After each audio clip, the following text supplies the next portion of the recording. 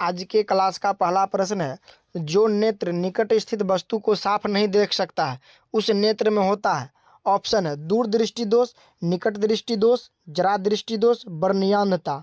तो निकट के वस्तु को नहीं देखेगा तो इसका सही आंसर क्या हो जाएगा? सही आंसर हो जाएगा निकट दृष्टि दोष। सेकेंड प्रश्न है मेरा, चंद्रमा पर खड़े अंतरिक्ष यात्री को आकाश प्रतीत होता है, मतलब आकाश कैसा दिखेगा? नीला, उजला, लाल, काला। अगर अंतरिक्ष यात्री चंद्रमा पर रहेंगे तो आकाश का रंग काला दिखेगा, तो इसका सही आंसर हो जाएगा डी। आकाश का रंग कैसा दिखेगा? काला दिखेगा। तीसरा नंबर प्रश्न है, निकट दृष्टि दोष का निवारण किस लेंस से होता है? उत्तल, अवतल, बाइफोकल, सिलिंड्रिकल। तो इसका सही आंसर हो जाएगा अवतल लेंस। अवतल लेंस के द्वारा निकट दृष्टि दोष वाले व्यक्तियों का निवारण किया जाता है। चौथा नंबर प्रश्न है, स्पेक्ट्रम में किस रंग की किरण का झुकाव अधिक होता है? ऑप्शन दे दिया, लाल, पीला, बैगनी, हरा। इसका सही आंसर हो जाएगा बैगनी। बैगनी रंग का झुकाव अत्यधिक होगा स्पेक्ट्रम में, और होता भी है। पांचवा नंबर प्रश्न है मेरा, प्रकाश के किस रंग का तरंग दैर्घ्य सबसे अधिक होता है? ऑप्शन दे, बैगनी, हरा, लाल, पीला। तो इसका सही आंसर हो जाएगा लाल। इसलिए लाल हो जाएगा जिसके लिए रेलवे सिग्नल में भी इसी रंग का प्रयोग किया जाता है, तरंग दैर्घ्य अत्यधिक होने के कारण ही। छठा नंबर प्रश्न है मेरा, मानव नेत्र जिस भाग पर किसी वस्तु का प्रतिबिंब है वह क्या है? ऑप्शन दे दिया, कॉर्निया, परितालिका, पुतली, दृष्टिपटल। तो इसका आंसर हो जाएगा दृष्टिपटल।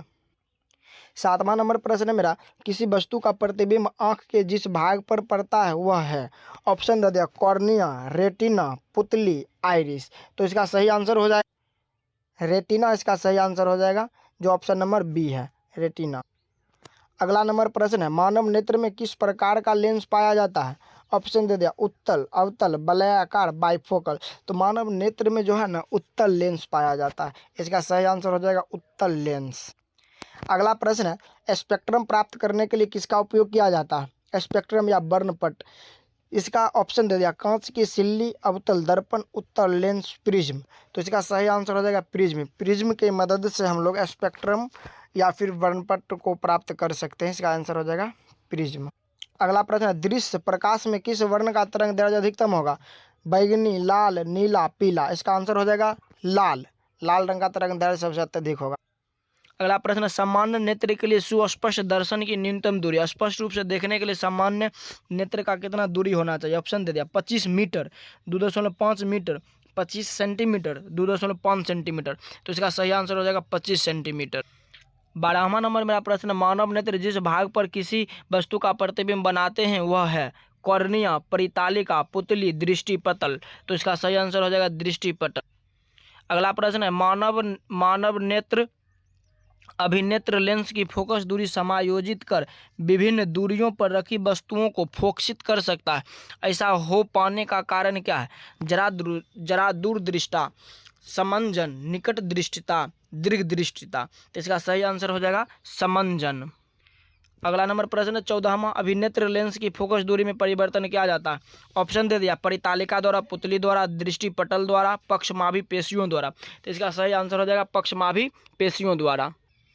अगला नंबर प्रश्न है, एक स्वस्थ आंख के दूरी बिंदु होता है 25 सेंटीमीटर, शून्य, 250 सेंटीमीटर, अनंत से 25 सेंटीमीटर। तो इसका सही आंसर हो जाएगा अनंत से 25 सेंटीमीटर। मतलब कि अनंत से में अगर कोई वस्तु रखा हुआ रहेगा उसके बाद कम से कम 25 सेंटीमीटर तक में रहेगा तब वो वस्तु आसानी से देख पाएगा।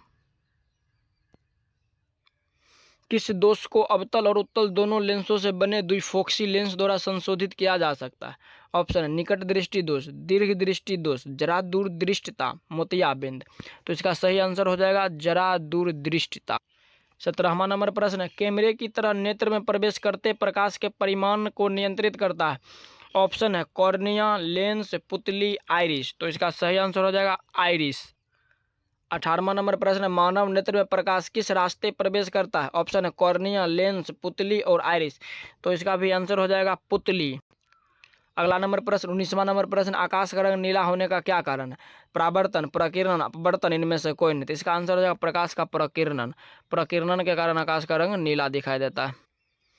20 नंबर प्रश्न है, नेत्र में प्रवेश करने वाली प्रकाश किरणों का अधिकांश अपवर्तन होता है?